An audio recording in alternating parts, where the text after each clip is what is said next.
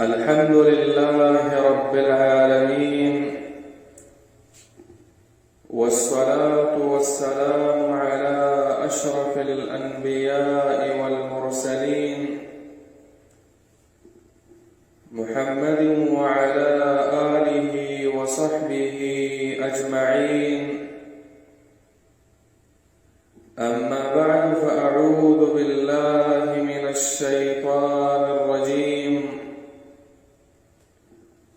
وعن أبي هريرة رضي الله عنه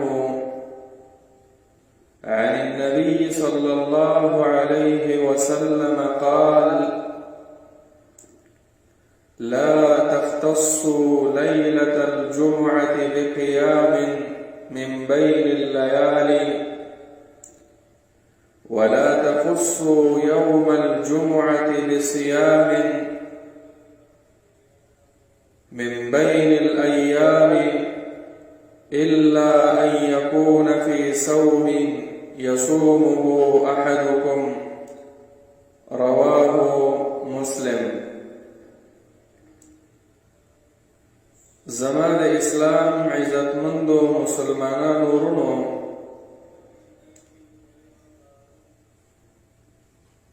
الله رب العالمین احکم الحاکمین چې په موږ او تاسو باندې خپل بندګي فرض کړې ده، په دغه بندګۍ کې شرط دا دی چې مسلمان به دا عبادت او دا بندگی په طریقه د پیغمبر صلی الله علیه وسلم باندې کوي.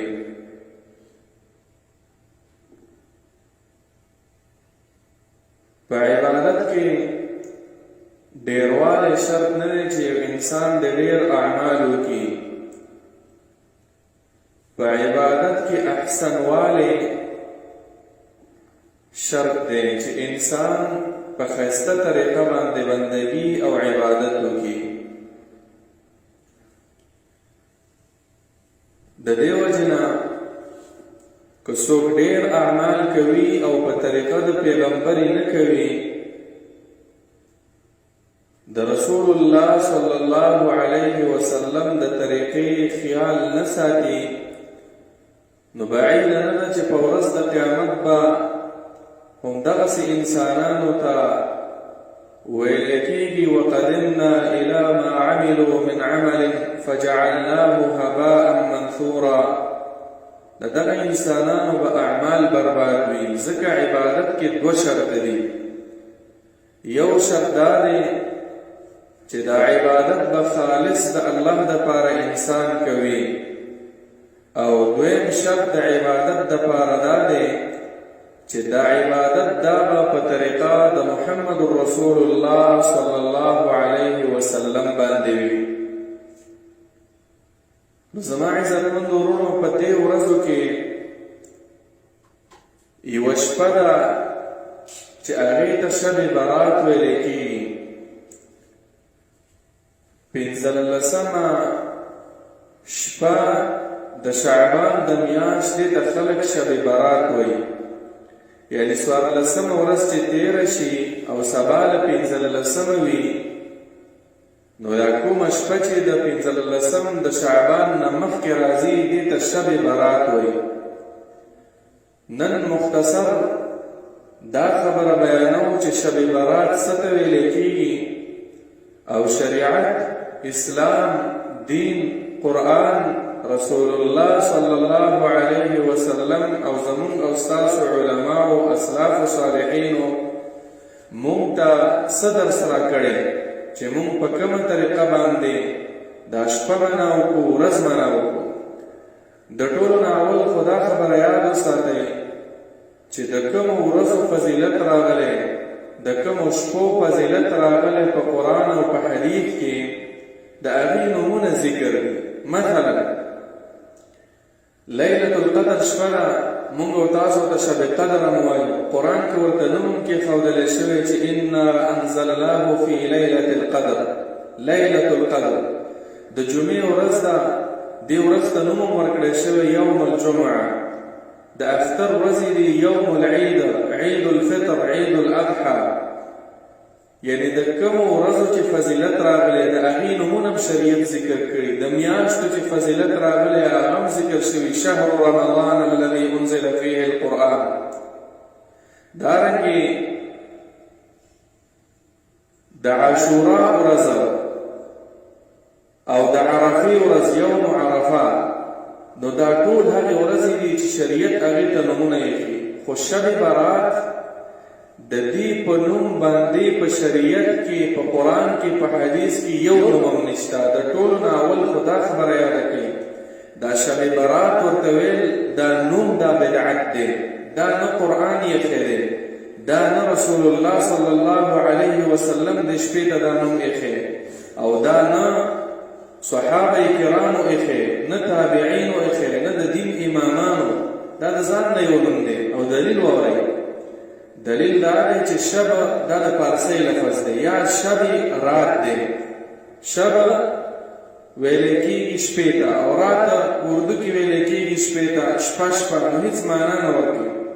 دویم یا به دا شب برات وي، شب به شپې ته ویلې کېږي، او برات دا د سنسکرت د ژبې لفظ دی. برات دا د واده ته ویلې کېږي، یعنې د واده شپه. او دریم یا دا شب براعت دی. شب براعت، براعت ویلې کېږي بیزارۍ ته، ازادۍ ته، لکه قرآن کې یو سورت دی سورة البراء ورته وایي. نو شب براعت د بیزارۍ شپه، د معافۍ شپه.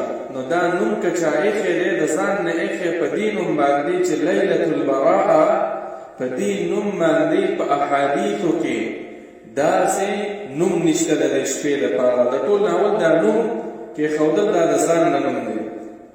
دویم عزیزانو، په دې شپه کې خلک د ځان نه عبادتونه جوړ کړي دي. په دې شپه کې قسمه قسم منځونه کوي، ټوله شپه ژوندی ساتي، د ټولې ورځ روژه نیسي، او دارنګې په دې شپه کې الواګانې ورکوي، په دې شپه کې فاتحې اخلي، په دې شپه کې قبرونه لځي. راځئ نن په احادیثو د رسول الله صلی الله علیه وسلم کې یو څو منټه فکر او سوچ کوو چې آیا یوه شپه چې شریعت هغې ته دا خصوصیت نه وي ورکړی چې تاسو پکې روژه ونیسئ، تاسو پکې د شپې قیام وکړئ، د شپې پکې الواګانې پخې کړئ، دا وکړئ، هغه وکړئ، او خلک یې کوي، د دې څه حکم دی؟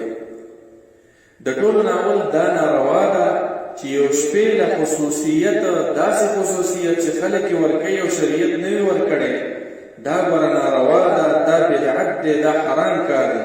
دلیل مسلم شریف کې حدیث دی، 2 جلد 801 نمبر صفحه ده، د ابو هريره رضی الله عنه حدیث دی.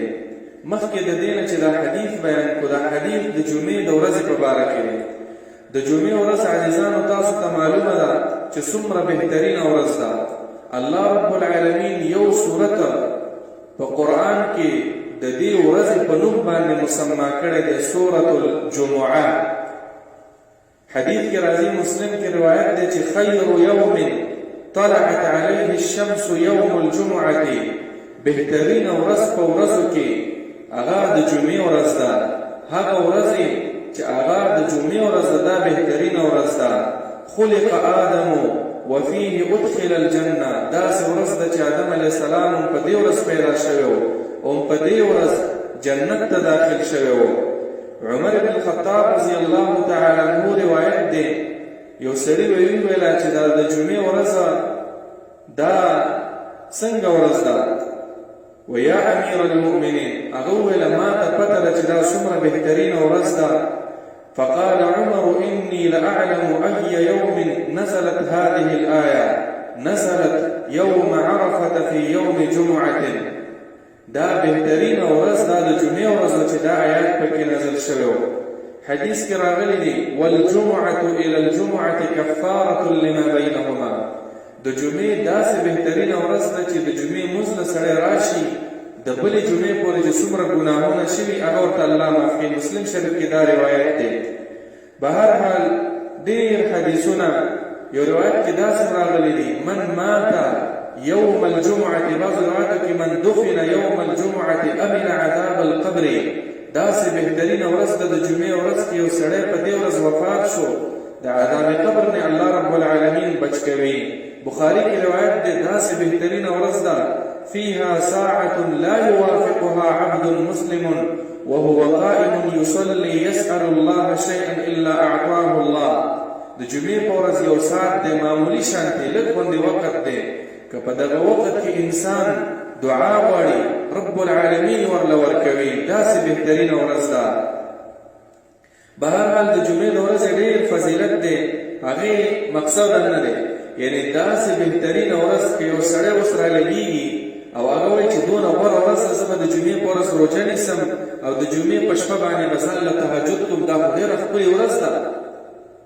نبی علیہ السلام به خطاب وکړو. مسلم شریف کې روایت دی اول جلد 801 نمبر صفحه ده 801 نمبر د ابو هريره رضی الله عنه حدیث دی. نبی علیہ السلام فرمایي لا تختصوا ليلة الجمعة بقيام من بين الليالي.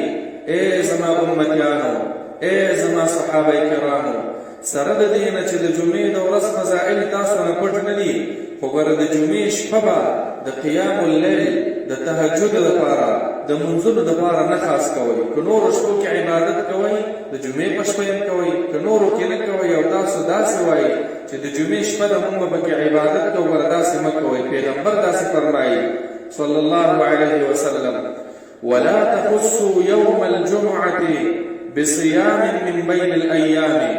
او د جمعې ورځ د روژې دپاره مه خاص کوئ. که تاسو د جمعې ورځ دومره فضایل هم اورېدلي دي چې بهترینه ورځ د خیر یوم داسې په دې دنیا کې د جمعې د ورځ نه غوره ورځ نشته دی. بعض روایاتو کې راځي افضل ایام السنة یوم الجمعة د ټول کال په ورځو کې غوره ورځ د جمعې ورځ ده خو دغه ورځ هم تاسو د روژې دپاره نه خاص کوئ. دا روایت مسلم شریف کې دی. نو زما عزتمندو اوس راځو دې خبرې له چې د شعبان دا 14مه ورځ چې تېره شي او شب برات وي سبا له 15مه وي نو دغه حدیث چې راغلی دی صحیح روایت دی ابن ماجه کې نبی علیه الصلاة والسلام فرمایي چې ان الله او بعض روایت کې داسې راځي يطلع الله عز وجل الى خلقه ليلة النصف من شعبان فيغفر لجميع خلقه إلا لمشرك أو مشاح.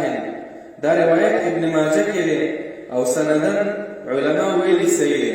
د دې روایت معنا دا ده چې الله رب العالمین څنګه چې د هغه د شان سره مناسب وي په 15 شعبان په شپه باندې یعنی کوم چې 14مه ورځ تېره شي او شپه راشي نو الله رب العالمین هغه راښکاره کېږي. بعض روایتو کې راځي لا ينزل الى سماء الدنیا اسمان د دنیا ته راځي څنګه چې هغه د شان سره مناسب وي او ټولو بندګانو ته بخښنه کوي مګر دوه قسمه خلکو ته بخښنه نه کوي چې یو مشرک دی او یو په زړه کې چې مسلمان ته کینه ساتي په زړه کې چې مسلمان ته کندې کبرې وي په مسلمان یې ښه ورځ نه وي پیرزو نو دغسې انسان ته رب العالمین بخښنه نه کوي. نو دا د دې ورځې فضیلت راغلی او عام فضیلت په دې ورځو کې هغه دا دی چې د شعبان دا ورځې چې دي په دې کې به نبي علیه الصلاة والسلام روژې نیولې روژې به یې ډېرې نیولې.